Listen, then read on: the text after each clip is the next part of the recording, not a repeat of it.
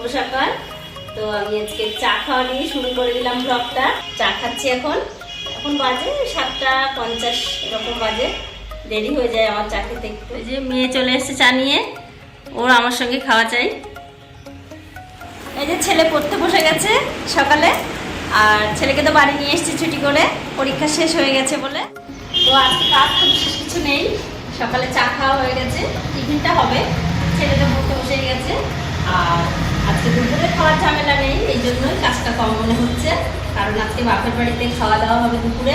দাদা তো সকালেই ফোন করে আমাদেরকে বলে দিয়েছে ওখানে খাওয়ার জন্য।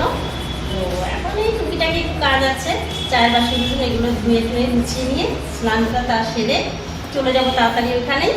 আর দুপুরে ওখানে কি কি খাওয়া হচ্ছে সেটা তো তোমাদেরকে দেখাবো। বাসন তো বেশি না, টুকিটাকি মেজে নেবো।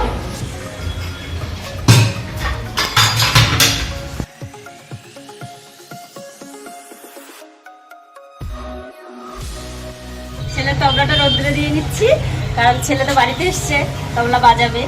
আর বাড়িতে না থাকলে তো বেশিক্ষণ রোদ্রে দেওয়া হয় না, সেই জন্য ঘরটা মুছে রেখে স্নান সেরে নেবো। ঘর মুছে নিচ্ছি।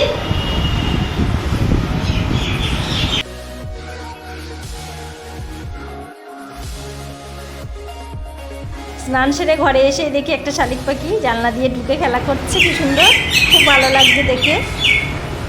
চান করে পুজো দিতে এলাম, ফুল সাজানো হয়ে গেছে, আর একটু বাকি আছে। পুজোটা দিয়েই তাড়াতাড়ি চলে যাব। দাদা ফোন করছে বারবার, অনেক দেরি হয়ে যাচ্ছে, সেই জন্য। মামা বাড়ি যাবো, সেজন্য বেরিয়েছি। তো একদমই তো কাছে, হেঁটে হেঁটেই যাবো, 2 মিনিটও লাগবে না। তো আমি আর মা এখন যাচ্ছি, ভাই একটু পরে আসবে, আর বাবা তো দোকানে আছে, বাবা তো এখন যেতে পারবে না। আমরা কিন্তু প্রায় চলে এসেছি।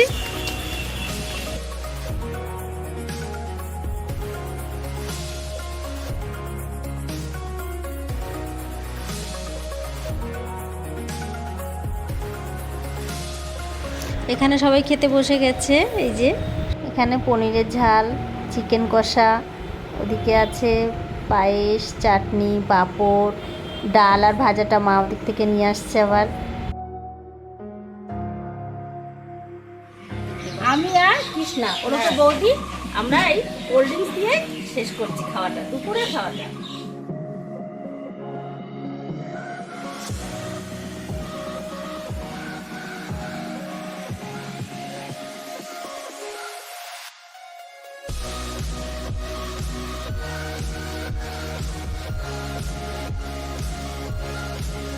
বন্ধুরা, ও বাড়ি থেকে তো বিকালে চলে এসেছি সন্ধ্যার আগে।